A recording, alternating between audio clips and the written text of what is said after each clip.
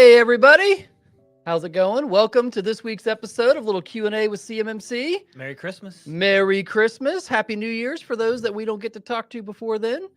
As you notice, it is Scott Edwards and I hosting the show today. Jacob, trying to get the FARS CUI rule to appear, decided to go on a vacation because every time he goes on a vacation, one of those mysterious regulations finally pops up. So we are left holding the fort a little bit here. You think he went to DC to try and knock on doors? I hope he's like, come on, Ira, we need you. Well, with the government shutdown coming here in hopefully minutes not. or hours, maybe. Hopefully I not. mean, hopefully that doesn't do anything to us. But Right. yeah, anyways, thanks for all y'all joining us. Make sure to post your questions. We're happy to get to them today. Before we get too far, though, we're going to go through the week in review. And Scott, you've got a little bit of a disappointing one, sadly. Yeah, a little disappointing. Last week I wasn't here. I was in DC at the Army Navy game, and while it was a wonderful time had by all, got to see great classmates and had spent some time with some customers and other people in the ecosystem. It was great. Army had a disappointing showing. So that was less than fulfilling. But the game went off well. It's always a great pageantry and the whole thing around Army Navy. That's always really, really good. And, they had some special guests there. Former president, future President Trump was there, along with a bunch of his cabinet picks, showed up there at the game. That was very interesting to watch that whole thing play out. And, Navy, congratulations. Nice win. Came out to play. Army came out flat, did not. But we'll do it again next year. So same time, same place. Actually, same time, different place. It'll be in Baltimore next year at M&T Stadium next year, the Baltimore Ravens Stadium. So we'll be in Baltimore next year for Army Navy. So always a good time. I highly recommend anybody who is a college football fan, you've got to make it to at least one Army Navy. It is quite the spectacle. I got to go last year. It was something I've never seen anything like it before. Yeah. It is so amazing what they put on. And it's just a fun rivalry. I mean, how long is that rival? I mean, that's... Oh, gosh, yeah. This was the 125th game. 125th game. That's just wild. Yeah, this was the 125th game. So it was. It's been around quite a while. So it's a lot of fun. So highly recommend go if you are a college football fan of any kind. So, well, what about you, Daniel? Mine's a little bit more industry related. Okay, that's good. That's good. So in conversations this week, an interesting kind of pop-up happened. We had a prime that we're aware of reach out to a client to figure out and actually go on site to say, hey, where are you with your CMMC readiness? The interesting add-on is they actually asked their MSP to join them. Oh, so the prime went on site with this client and asked the client to bring in their MSP to figure out what their CMMC readiness is. So it's funny to see, I know we'll talk about the cap probably a little bit more. The primes are already getting involved with every component of your CMMC. And we've talked about this before as well, is if your prime's not having those conversations with you, you might not be as critical to their supply chain as you think you are. So if you are, that's fantastic. I hope they're taking good care of you and walking you through and you can produce good evidence. If you're not, you're probably not going to get a lot of help from them, would be my indication. And you need to start forging ahead on your own if you haven't started that journey yet. But yeah, it was just interesting. It's the first time I've heard of a prime saying, call up your MSP. We're coming down.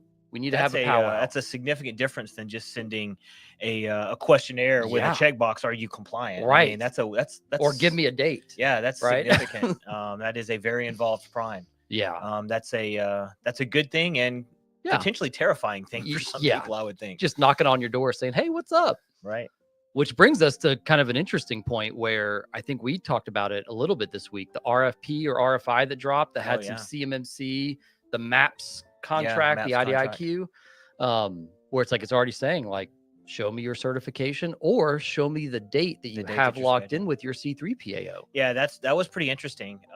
Saw that on LinkedIn, saw that, the conversation around that. And, with that literally dropped the day after, after the rule, the 32 CFR rule became final. So they were all over it. It really brings us, and I think we're going to talk about this a little bit later. I think we have a couple questions on it, but the whole concept of the phased rollout and what does that actually mean for companies? in some cases, I think it doesn't really mean a lot, but we'll have that conversation, I think. Yeah, it'll be very interesting to see what the next few months hold. And for all of those that got joint surveillance and passed successfully, congrats on your conversion. Congratulations. You are one of the very few that hold a CMMC certification, and I hope you are able to capture a lot more business very quickly with that. Even though it's not an immediate contractual requirement, it's definitely an incredible differentiator. Yeah.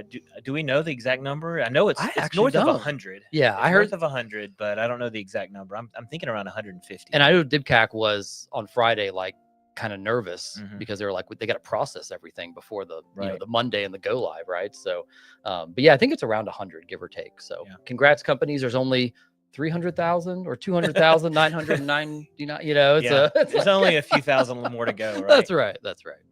All right. So let's get into some questions here. We've got a few little Merry Christmases out there. Merry Christmas to y'all as well. Oh, this one's my favorite little comment we got, Scott. Can you they cannot unsee that sweater. Why would you want to unsee this? This is beautiful, right? I mean, you got the whole Christmas thing, the Microsoft thing. Which version of Windows used that logo? Here's a little trivia for you. 3.1. 3.1. This is a 3.1 vintage sweater. 3.1 logo. And I actually did not know I just knew that because I'm that old. Oh. I remember 3.1. I used 3.1. I used 3.1. I actually I still have the floppies at home for the upgrade from 3.1 to 3.11. The TCP/IP stack upgrade for 3.1. Oh my gosh. Yeah, it's like 37 floppies later. You probably finally got it. Actually, it was only like 2. Oh. That's how small these things were back then. Yeah, I'm that old. So I turned 50 yesterday. So that gives it. That's it. 50. It's happy over. birthday. Yeah, it's over. 50 years old. Climbing the ranks. All right. We got quite a few other questions here. Let's start off with John. If a company uses a federal enclave for processing CUI data and has project sites that only process FCI data, are the project sites included in a CMMC Level 2 certification assessment? So if you have FCI and all of your assets in a circle over here, and CUI and all of your assets over here, then the short answer is self-assessment for this box, self-assessment or certification, probably likely, for your CUI boundary. Right. An assessor will not come and look at your FCI boundary, right? There is no requirement for that. However, if you have CUI and FCI together, little peanut butter jelly spread, then yes, all of those assets end up in scope for what's processing, storing, or transmitting CUI. They're going to judge it to the highest baseline, assuming those assets are doing those activities. Yeah, in this case, it sounds like they're talking about SharePoint sites, most likely sitting on top of SharePoint Online or SharePoint Farm on-prem. If you got, like Daniel's saying, FCI, data on some sites and CUI data on other sites, it's all within the same scope effectively. It's the high water mark. Yep. So you will be assessed against that entire scope. Really good question there. Got another one here. Another John question. Is the CMMC 2.0 cap available on the World Wide Web? It sure is. Yes. I think it's, did the DoD post it on their CIO website as well? Let me take a peek here while we're talking. But yes, it is posted. Any interesting takeaways from that? Because I've gotten to read some of it. I haven't gotten through all of it quite yet. Yeah, there were some interesting takeaways there. And I think one that really surprised me, and I think surprised a lot of people, was, obviously we're an ESP, so we really dive in and pay attention to those aspects. But the fact that ESPs are going to have, we expected that ESPs by the cap would be able to essentially provide the certification, and then that certification would effectively be the be the cover all, if you will, for all of the inherited or covered kind of like the FedRAMP marketplace, just like FedRAMP, right? Just like if you have a FedRAMP certification for your CSP, you provide they go out, check the FedRAMP marketplace, they see they have the certification. All of that stuff is covered. Now with ESPs, with a CMMC L2 certification, that is not the case. So that is going to mean that your ESP is going to be involved in your CMMC assessment with your assessors, and is going to have to literally sit in the assessment with you to answer questions, what have you. They're not going to just take the certification and assume all that's good. Wow. So that is a something that's going to actually increase the cost of an assessment, right? Oh yeah, I mean, when you got your MSP and your MSSP, especially if you're using multiple external Mhm. service providers, I think Yeah. Joy did the math a little bit on like the low end, like $125 an hour or something in the estimated time, and it was like between $4 and $5 grand Yeah. worth of additional labor has kind of been unaccounted for up until Right. now. So Right. I mean, they did have some if you look in the original rule, they did have some costs for a third party, for a third party to be involved, which is great. But adding 30, having 30 hours of support is significant for MSPs. And then, for an MSP to actually have the staffing to execute that, for example, let's just say an MSP has, 200 DIB clients, right? 200 DIB clients. And you start looking at the number of hours required to support 200 assessments. Now you're talking about, is it 6,000, 7,000 hours a year just in assessment support? I mean, you're talking 4, 5, 6 FTEs just to do that, just to do assessment support. And everyone's want to get certified ASAP. If they're an early adopter thus far, they're like, they probably got their dates lined up as best they can. Yeah. So it's going to be a significant impact, both to OSCs and to ESPs. That part of it's going to be a significant impact. My kind of takeaway from the cap for the pieces that I read, and me and Jason Sprosser went back and forth on this. I was a little disappointed in the FedRAMP Marketplace comment. And I'll say that for this. Basically, a CMMC assessor has to go look and validate if it's not an equivalent, if it's actual authorized FedRAMP instance. They're not checking for paragraph C through G, which DFARS requires around the incident response piece. I understand it in the sake of time and efficiency. But in the same breath, I kind of wish they would have just really wrapped up the full DFARS 7012 requirements and been able to validate kind of one for one all of those. So that was a little bit of a disappointing. It does open up the marketplace for other people to, have things in there, and you can slide through a CMMC assessment. But don't forget, DFARS 7012 is not going away. So still make sure to do your due diligence. You're just not going to be, assessed against C through G come time of your CMMC for CMMC. assessment. However, if you are selected for a DIBCAC, which are still going to happen, by the way. Still going to happen. If DIBCAC knocks on the door and they want to come, they're not going to be assessing based on CMMC. They're going to be assessing based on their standard, which, does include all of DFARS 7012. And so it's not something that you can just ignore. You've got to plan for it. But, it may not be something, or, based on the process, for CMMC, that's not going to be, part of the assessment. Yeah, it was interesting. I was talking to a large European defense contractor a couple of weeks ago, and they had recently gone through a DIBCAC assessment. I think they were like the third or fourth, or very few European countries have been getting them, or European companies, and they passed with flying colors in early in the year. And then I brought up the cap, which has been published since Monday. And then I brought up, how a CMMC assessor is going to assess them. And they happen to be in commercial because they can't buy GovCloud licenses because they're a foreign entity and don't have a U.S. presence. And DIBCAC passed them. So it's kind of interesting to see a little bit of a DIBCAC pass them because they didn't assess the FedRAMP requirement in DFARS 7012 of them. It's not that they didn't, that they assessed it and passed them because of that. They didn't actually even assess it at all. And didn't tell them that they were going to have a problem. And that's one of the challenges. I know DIBCAC has really they've done a lot of hiring. And so they've got a lot of very young assessors. And so it's going to be are you going to get an M&M or a Skittle or a Sour Patch Kid? Just reach your hand in the jar. Your hand in the jar, right? What are you going to get? And so you just really don't know what kind of assessor you're going to get from DIBCAC. I mean, they could be one that is going to be more strict than others. It's just not as, based on everything that we have heard, it's not as consistent as we would like it to be. And it set up a lot of companies thinking they're a lot better off than they actually are. Introduce the cap and introduce, what will actually be assessed by the commercial industry. And it's varied fairly significantly in some of these cases. So read the cap. That's going to be the Bible. Even if you went through a DIBCAC assessment, make sure it aligns up with the same results you would expect based on what an actual assessor is going to look like there. All right, let's see what else we got here. We got a Merry Christmas from a longtime fan, Vincent Scott. Hello, Christmas, sir. Vincent. Merry Christmas to you. Big fan. All right. Oh, Scott, I think this one might be a pretty good one. Does a cloud password manager need to be FedRAMP ATO or match the contractor CMMC level as an SPA or neither? That's a really interesting question, isn't it? Yeah, so Cloud Passwords Manager, and I'm going to pull up the actual rule because I think they even use this as an example, believe it or not. Let me pull it up real quick. That it is a security protection asset and it has security protection data, which we know with the final rule now doesn't have to be FedRAMP as long as it doesn't process, store, or transmit CUI.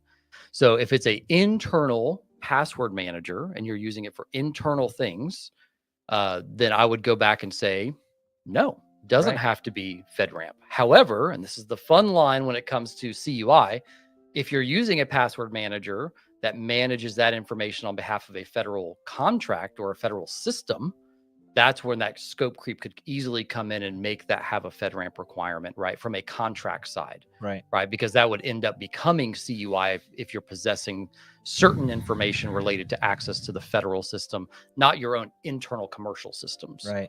So that's kind of, it's a little bit of a murky line. So I would say, if you're using, Keeper, or you probably don't want to use LastPass because of all the, situations we've had there in the past, but other password managers, you're going to be okay. We haven't seen a requirement for FedRAMP just because it's very unlikely you're going to end up storing CUI in there. Right. But all those password keepers have the ability to store other content. Attachments, just, content, right? I mean, you can just put any content in there. So screenshots, if it's not, then you need to make sure that, that you have both policy or technical controls in place so that, CUI does not see its way into that password manager. Absolutely. Fight hard to keep it out of scope. All right, let's see here. We got another one from Nelson. If I use a FIPS validated backup solution, I also encrypt with a passkey and my partner does not have the key. Is that allowed, or do they have to be FedRAMP just to hold my data in their space? Yeah, this is a really interesting one. And I think we have a situation where DOD and Department of State disagree on this. On the Cyber AB town hall a month or so ago, this question was brought up where if I have an encrypted backup, I hold the keys, right? Which anonymizes, obfuscates the data enough so they can't even know if it's CUI, right? And I'm storing that in a non-FedRAMP cloud. Is that still CUI? And the response we heard on the town hall at the time was yes. Yeah, still has to be FedRAMP. Still has to be FedRAMPed. And so we use AvePoint, right? And so we either are going to there's a couple different ways that we can do it. We can either use the AvePoint storage, or we can bring your own storage, right? The AvePoint storage, at least for the version we use, is FedRAMPed, or you can bring your own storage, say your own Azure account, and you can get FedRAMP that way. The really interesting point here is that Department of State disagrees with this stance. And so do C3PAOs that we've talked to, by the way. Yeah. And so, if you talk to Department of State, they are really interested in ITAR data. It's all about ITAR with Department of State. Well, there is an encryption carve out within, within the ITAR requirement set that essentially says as long as the data is appropriately encrypted, it can be stored anywhere as long as they don't have access to the key. You could, for example, store ITAR data in a Chinese data center, taking it to its to its extreme. You could store ITAR data in a Chinese data center as long as they don't have access to the key, and you are still meeting the requirement set. DOD does not agree with that. No, and they came out in the town hall and said it. Assessors, your mileage may vary. We'll just leave it at that. It has been a stance of assessors that we've talked to that it doesn't need to be FedRAMP if you're storing that. But the DOD CIO or the DOD CMMC office came out on the town hall and said something different. So we'll run that to ground a little bit more. Hopefully we can get more clarity from the DOD directly on why exactly they meant that. But my recommendation to you is shoot an email over to any assessor that you're interviewing and see what their particular stance is. So yeah, great question, Nelson, by the way. Sometimes you think we have plants in here because it's like their questions end up getting so good, but guess what? We do not. All right, let's go through a couple of other ones here too. Oh, Vincent just added this. I would argue NSA policy disagrees too. Encrypted data does not retain the classification of the underlying plain text, which, right, it obfuscates it. You can't see the data, How does anyone even know if it's CUI at that point, right? Because they can't crack it open. Well, until quantum. Yeah, and then Right. it's all toast. Yeah. You wonder, I kind of wondered that the other day because Google made their big quantum announcement thing. I forget what the chip's called, but it's a little concerning. I wonder if some of those regulations will be rewritten and said. Yeah, I think so too, because I mean, I think it's pretty well documented that the Chinese have essentially been vacuuming up encrypted data for the last 20 years. And they're literally just storing this data, just waiting to the point where they can unencrypt it and then mine it. And so. And the fact that missiles, tanks, planes, we keep them in service for decades and decades and decades. That data is still very relevant to national security. B-52 Stratoforce. I mean, 100 years older. Yeah. It's insane. Another good question or another good comment here. A password keeper that protects ITAR also has to comply with the ITAR requirement. So the ITAR piece of it, if anyone has the ability to access export control, if you look at what the Department of State says, so you are right. You want to make sure that you're carving out anyone's ability using credentials to access export control and do so and manage that appropriately in your password manager. It's also a really good call out. We got some smart people on the chat today. Makes me nervous. It does make me nervous. Kind of puts us on the spot a little bit. I like it though. All right. I think we got that one. Nick's got a few in here. I think it's a two-parter. Is it required to have FIPS validated MFA like YubiKey 5 FIPS for endpoint devices to be CMMC compliant? I think this is a continuation. Oh, no, that's just the same question. I think this might have more. Here we go. Sorry, Nick, I was looking through your comments here. Is it required to have FIPS validated MFA like YubiKey 5 FIPS for endpoint device to be compliant with CMMC level 2? Can Microsoft Authenticator be used for Windows endpoint MFA? Now, this is a fun one. Yeah, it is. This one gets deep. This one can get deep. It can get on deep. The Microsoft side. Oh, yes, very much on the Microsoft side. Windows Hello for Business, all that fun stuff. Confidentiality and FIPS validated cryptography applies to confidentiality is around CUI. So FIPS 140-2 encrypted modules is not necessarily for access, username and password, or even multi-factor challenge. It's used to protect the confidentiality of the actual CUI. Right. Some people have argued, well, I use my account to access CUI, therefore I need to FIPS it, right? However, like those are two very different things. Security protection asset with MFA and your authentication mechanism is not CUI for commercial organizations, right? So yeah, so long story short, you can use Microsoft Authenticator to access a system that has CUI on it, but your system, aka a Windows 11 device, still needs to, if it has CUI on it, which I'm assuming it would still need to be encrypted at rest through BitLocker, FIPS 140-2 validated cryptography. So I hope that answers the question. Do you have any color to that? You know, to get really specific on, I think the first part of the question, do you have to have a FIPS validated MFA? I believe the answer to that is no. Yeah, correct. Right. Yes. So that specific question, you do not have to have a FIPS validated MFA to do endpoint device protection. Can you use Microsoft Authenticator, Windows Hello for Business?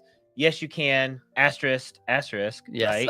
Double asterisk. You know, there are some architecture things that you have to figure out with that. There's certainly some manageability things that's the hardest one, the supportability of it. The supportability, the manageability of it, you know, for a very small business, it actually is a viable solution.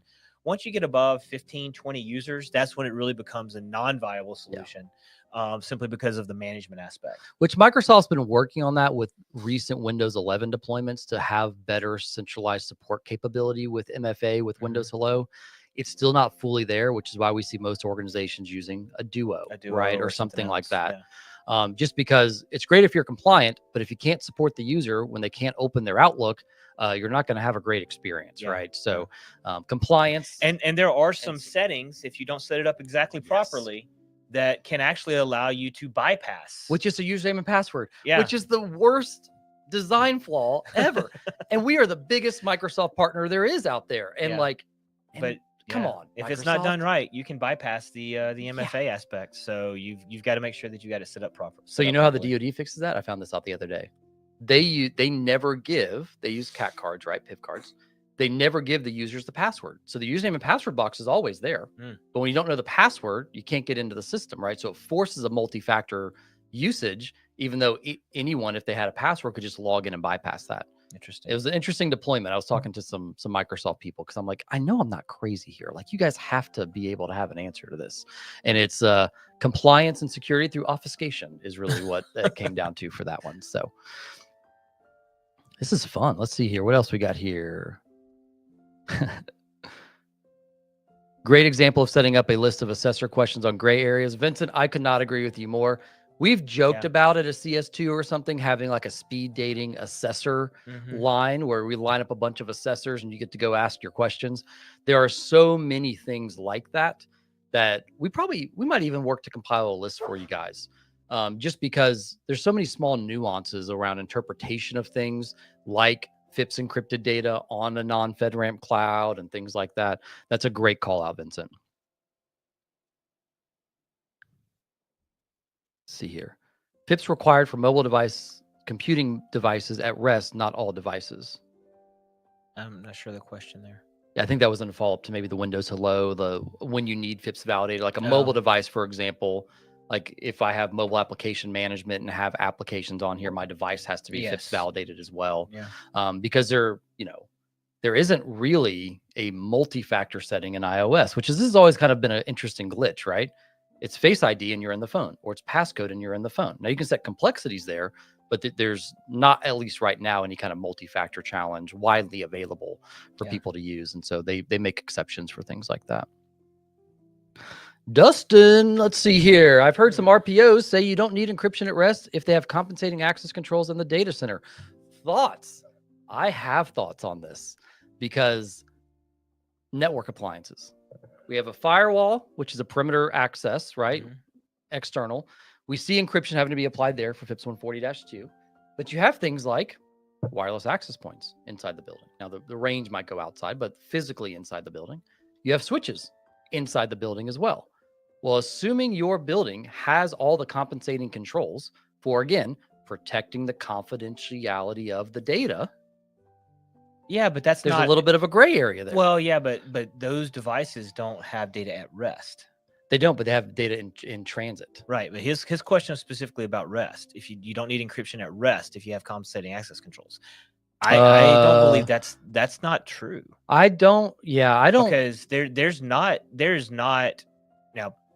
Please, we've got some good people on the call today. So if you guys want to call me, let's duke it out in the chat. Yeah, let's duke it out. But the concept of compensating controls is really not something that's very strong underneath 801.71 CMMC. It's either a yes or a no. It's kind of binary. Right, it is. I mean, compensating controls is not something that gets a lot of play underneath CMMC and 801.71. So, I think that this may be an RPO that is used to doing 853, where you're able to pick and choose, and it's risk-based. 801.71 is not risk-based. It's a little bit more binary. It's binary. It's not. It does not have. There's not the concept of compensating controls like you have when you're doing an RMF implementation, right? So it's I think it's a very different standard. That's an interesting one, because I've also heard the other side of this, where if you have all the physical, it all comes back to confidentiality. And if you can show that through physical compensation or encryption, right, with FIPS, then you can basically prove one or the other. I have not seen a lot of people not do it at rest at all. Right. I mean, I've at heard rest, them talk it pretty about much has to be encrypted. It needs to be encrypted. You might be able to make a case there. The best way to do it, pull up the standard 171, pull up the assessment objectives, pull up any kind of reference documentations as part of that, and try and make your case there for confidentiality compensation, right? Look at the physical controls, look at the encryption. But I don't know anyone that just has a laptop unencrypted or a workstation unencrypted sitting in a room inside of a physically controlled building. People just, or even a server. I mean, people, the data at rest is, stored in databases or even on the disks. Those disks are encrypted. I have not, again, I go back to the difference between 853 and RMF and 801.71. It's a different standard. It is. It's different. And the way that people interpret it, again, going back to the gray area questions, is like, this is really important to ask your assessor, or it's kind of like a court case when you're going through an assessment, right? If you can build a case that's strong enough and get somebody to sign off and validate that, and your C3PAO agrees with you in that gray area, then you might have a pass. Now, whether that's the right answer or not, right? The masses might end up How good are you at arguing your case? That's right. For those in the personality world, if you're an Enneagram 8, you probably have a very good chance of doing that. So let's see here. That goes to the mobile device issue. I was really thinking of some servers for the encryption at rest. Let's see here. I think this listed in mobile devices issue, Scott. Okay. Yep. Let's see here. Can CUI scoped and out of scope assets share access to corporate intranets, Kanban boards, messaging servers, and still maintain logical separation as defined in the scoping guidance? So you can access non-CUI or out of scope assets through external connections, no problem, right? And the reason we know this is, let's say I go deploy an enclave tomorrow, right? Well, I need to be able to access some real basic websites that don't have CUI, sam.gov, right? Low hanging fruit there. So the short answer is yes, they can access corporate resources or just general external resources. And when I'm saying external, it's external to the boundary that you're defining for your CMMC. But you have to be able to protect and define and argue. You have to justify. Yeah, you have to be able to justify that scope. So that's the hard part is, like, if you look at the out of scope assets in the CMMC level 2 scoping guidance, the very first line of it says, be prepared to justify your out of scope assets. Yeah. And so, I would make sure that you put as many compensating controls in there as possible to justify it. I'll give you a really good example following that train of thought is, when we do enclave deployments, you have a Microsoft Gov instance, and then you typically have your regular commercial instance, right, for all of your daily activities. They're accessing everything through a VDI in the Gov cloud, so forth and so on. Well, the problem is your external partners don't typically know that they probably have to have a new email address to send to you for CUI. So they're probably still, based on autocomplete, they're going to type in Joe Smith and say, I'm going to send to Joe Smith like I've always sent to Joe Smith. So we've even seen people going as far as on transport rules and on Exchange online. And, well, I'll talk about the first one, actually putting in basically reverse DLP, where it's scanning files for all the CUI keywords, distribution statements, export control disclaimers, and sending a new kind of fake NDR and say, hey, this appears to contain controlled unclassified information. Please reach out to your person for the correct location to send this data. And they're doing those technical controls on their commercial environment to make sure that they leave that out of scope. And because there's more ways to get CUI in, like your Microsoft tenant, for example, on the commercial side, they're doing constant content searches because they don't know what people are putting in OneDrive. Right. They could be going to DoD Safe, downloading a file. OneDrive has auto backup, so it's taking your desktop and your downloads and or desktop pictures and documents and sucking it up to the commercial cloud. So you've got to like constantly monitor that and show some level of compensating controls for that. So great question. I love this. Is so much fun. Kind of like a court case, consider counsel for the defense. Yes. Yeah. Having a really good partner on your side that's been through this is critical. Because if you were to go this alone without ever being through a similar assessment, people go through ISO, they do, ASA, they do, so kind of a wide different industry certification requirements. From what I've heard from people that gone through joint surveillance, it's exponentially harder. Yeah. And it's more difficult to prove or justify sometimes your stance on why something's compliant. Yeah. I mean, going back to the cap and, the requirement now that the ESP, even if certified, sits through the assessment, that actually is probably going to make the assessments easier for the OSC, because you're going to have the person or the organization doing, the work on a day-to-day basis, sitting next to you, helping you answer the question. So that's actually probably going to help. I think so. Right. But it does still add cost. Obviously, you're still going to have to, that person is, going to have to be, covered somehow. Right. So, and I don't know if you guys caught we might have talked about this last week, but we just did a podcast with Fernando, Jacob and Jason did. And he was talking about the timeline that he's booking out to, which was August of next year for actual assessments. And so I say all that to say is, just like if you're starting your CMMC journey, you need to go ahead and book your reservation, not only with your C3 PAO, which could be late 2025 now, which is crazy to say that's some people's timelines to be able to get certified, but you also need to work on your calendar and your checkpoints and basically project manage your MSP to make sure that not only are they there with you, but they are already having all the supporting documentation. I felt so bad. I talked to a company this week and it was basically like, hey, we have a MSP that's telling us that they're going to do this CMMC thing with us, but we've been pushing for like a shared responsibility matrix.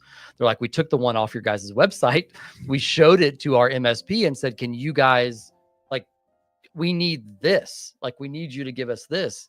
And they haven't been able to. So again, just really make sure that your partners. And that one on the website is not, it's not a detailed one. No, either. it's a very high level. boxes. It's checkbox yeah, level. Yeah, exactly. It's not, you need something that's very Very detailed detailed. with artifacts, because what we've seen in most cases, and I've worked at MSPs for most of my career, is that even though something might be written in the service agreement as being done on a certain basis, it might not actually being done that way, because maybe they lost a staff member, right? Maybe they switched tools and forgot to update, or, there's small nuances that you find when you actually start diving deep in here.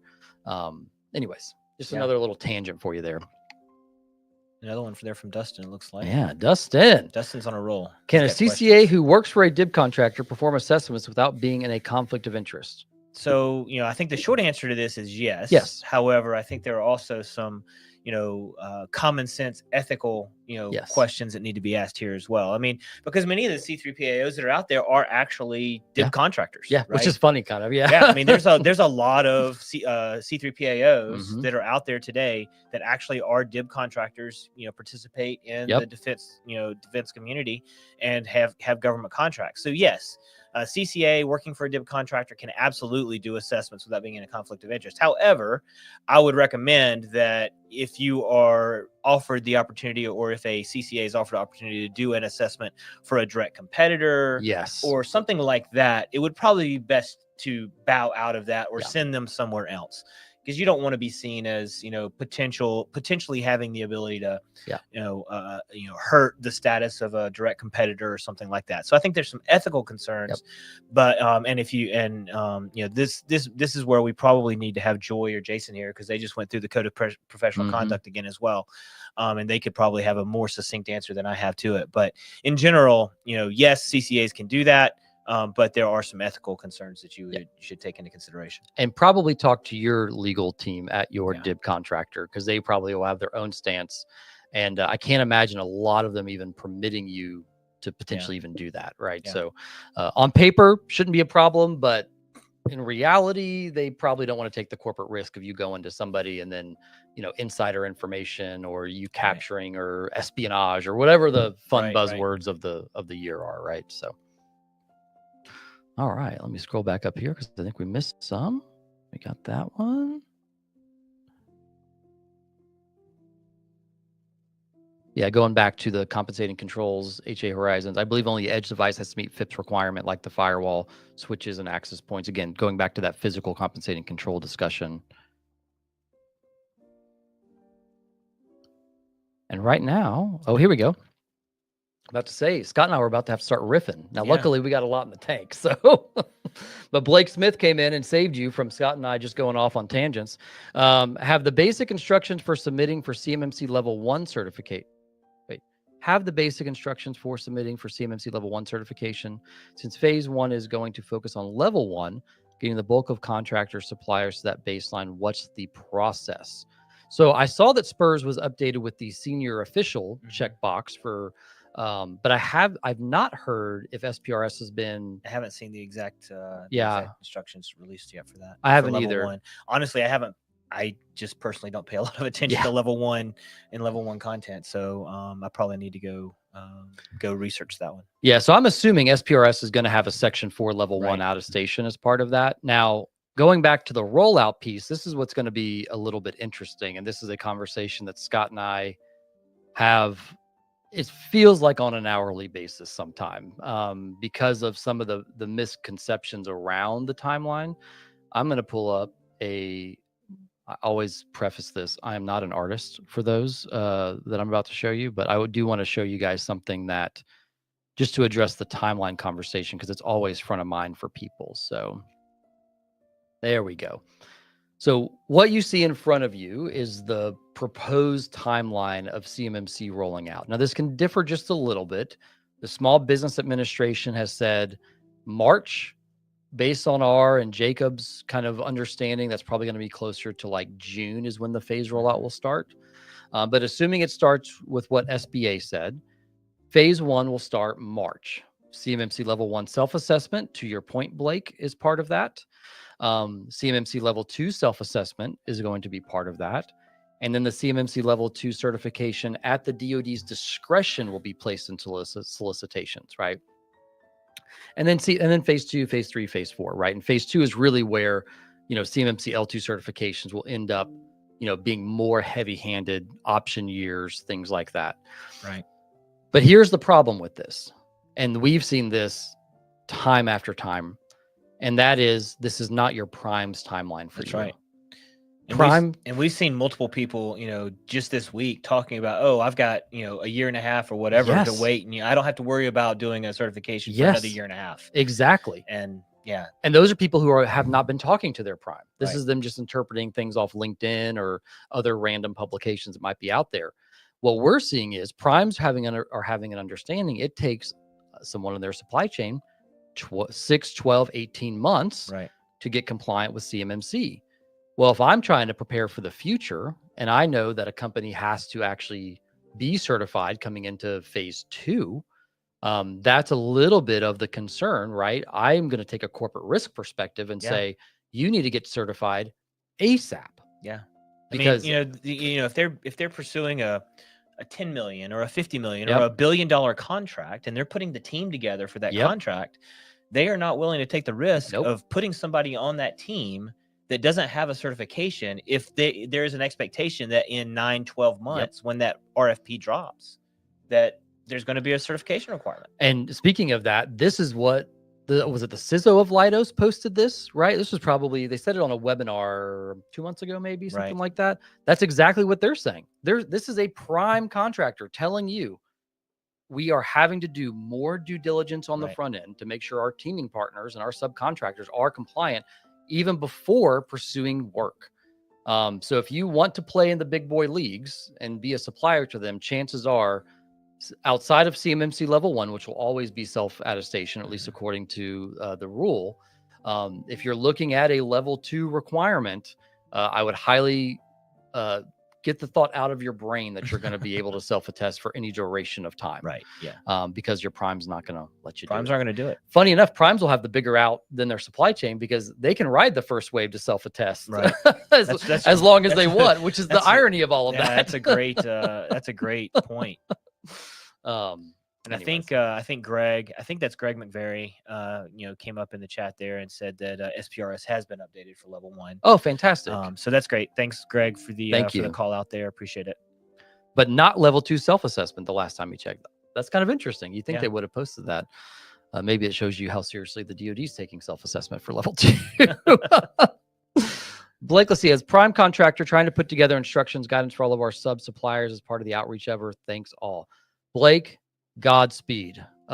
Sadly, primes that we have seen for such a long time because they didn't want to know, to them, knowledge is risk of their supply chain compliance, right? Because they need to be able to attest appropriately that they're doing everything, especially for anyone over the $50 million threshold is kind of what that is. I think DCSA or DCMA has an actual requirement there for you to maintain supply chain compliance. And so a lot of primes that we've seen have not really looked at their suppliers outside of a half-baked checkbox exercise, half-baked Excel workbook that has macros enabled that most people for security have disabled on their systems, right? And so when you're looking at this, I applaud you. I hope more primes do it. We actually ourselves are spinning up a supply chain program, so we're happy to help you with that with content as well. So feel free to reach out to me in LinkedIn, and we can actually put together some packages to help educate your supply chain around all the way up from what is CUI, what can I expect when expecting kind of book around CMMC. So Godspeed to you. So I misspoke. Apparently it was Ken McVeary. Ken. Not Greg. Greg. Sorry about that, Ken. Greg should try harder next time. Yeah, he should. Come Ken, on, Greg. What are you doing, Greg? All right. Has there been any clear communication as it pertains to the price of fines for the unauthorized disclosure of CUI? Something one could point to and state, if you have unauthorized disclosure, it may cost us X.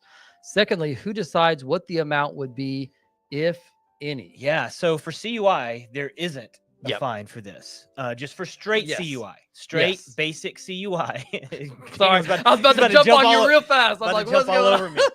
For basic CUI, there is no specific fine for unauthorized disclosure of CUI. However, there is False Claims Act, There is False Claims Act. and there is also fines for ITAR. Yep. So if you have unauthorized disclosure of ITAR, then that is a whole different situation and can result in millions in fines. Yep. And even jail time, actually. Yep.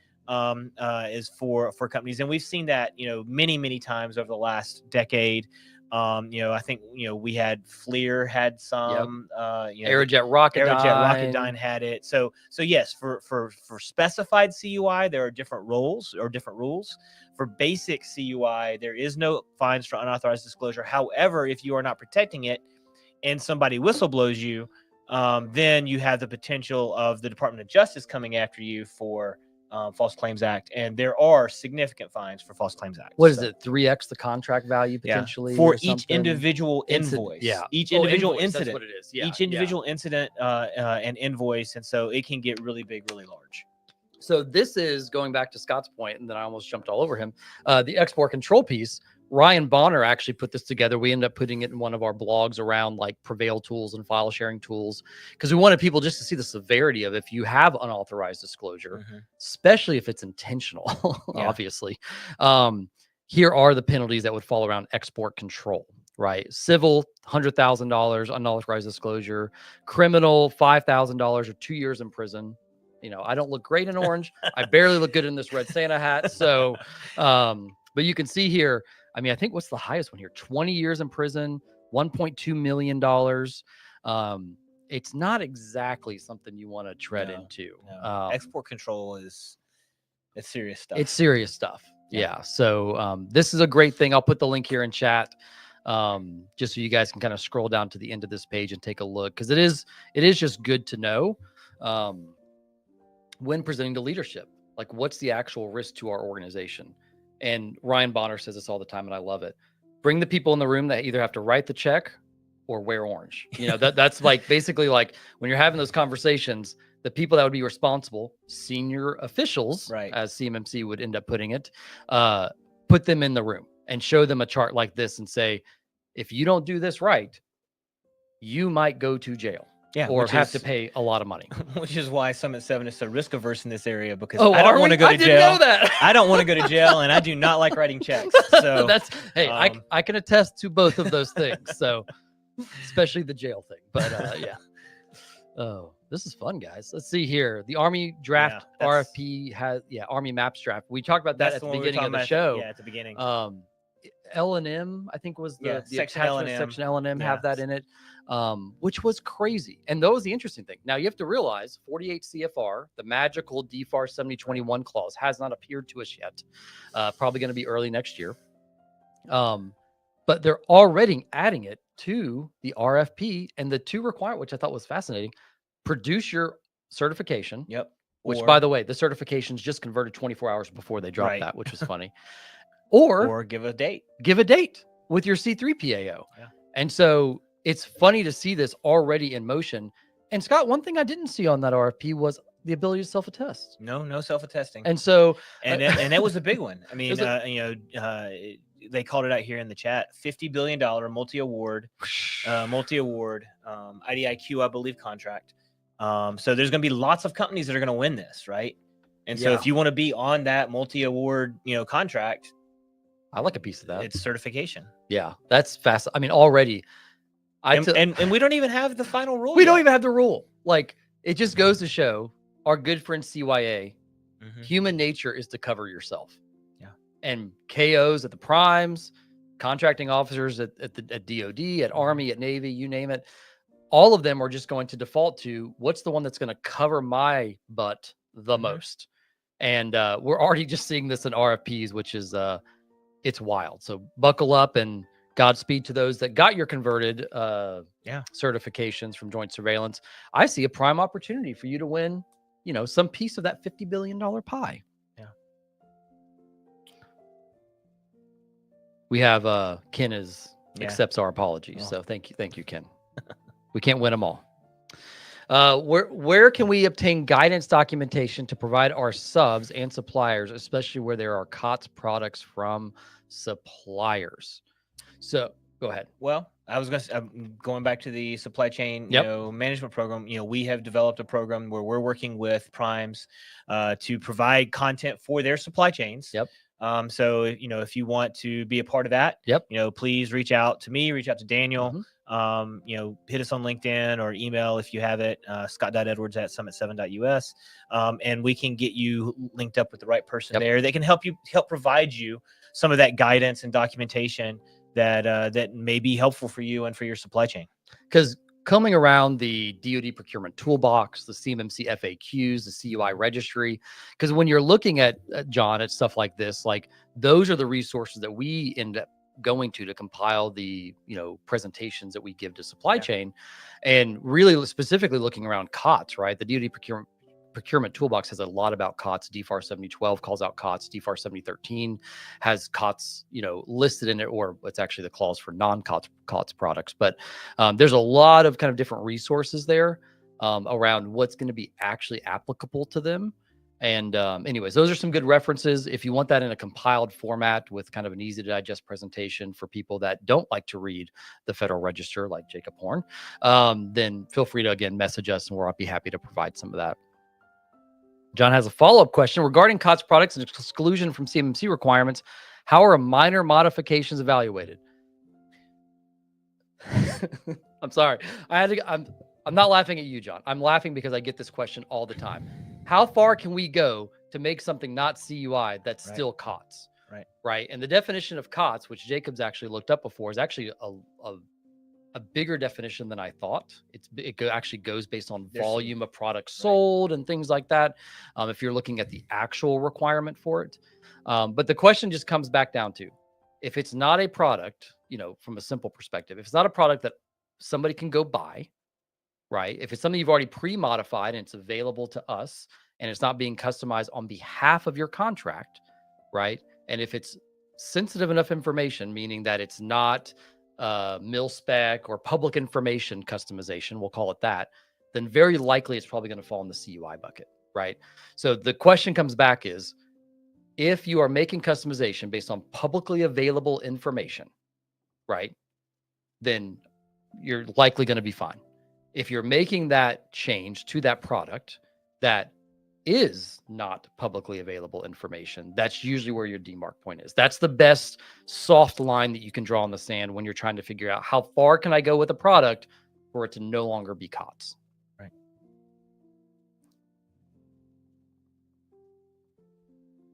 Is there any chance of maintaining L2 compliance using M365 Commercial?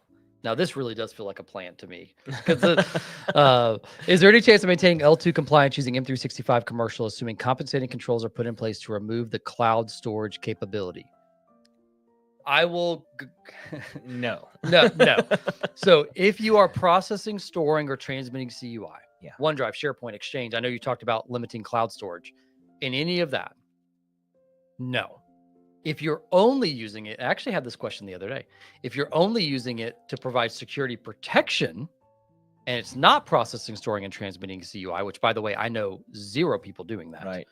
And the reason is you can't join a device to Intune Commercial and have it validated in the Gov Cloud, right? So, but yeah, if it's not processing, storing, or transmitting CUI, then you technically could use it. I don't know anyone that does, but the minute it does, if you were potentially using it for licensing only, so like software, like a Office app activation, right, yeah, Office app activation, something like that, yes, potentially, yes. But once you're storing, processing, or transmitting across that Microsoft infrastructure, one is not FedRAMP, and 2 does not meet DFARS 7012, so C through G, and so once you do that, you're out of luck. So I'm going to show this screen because I show it all the time.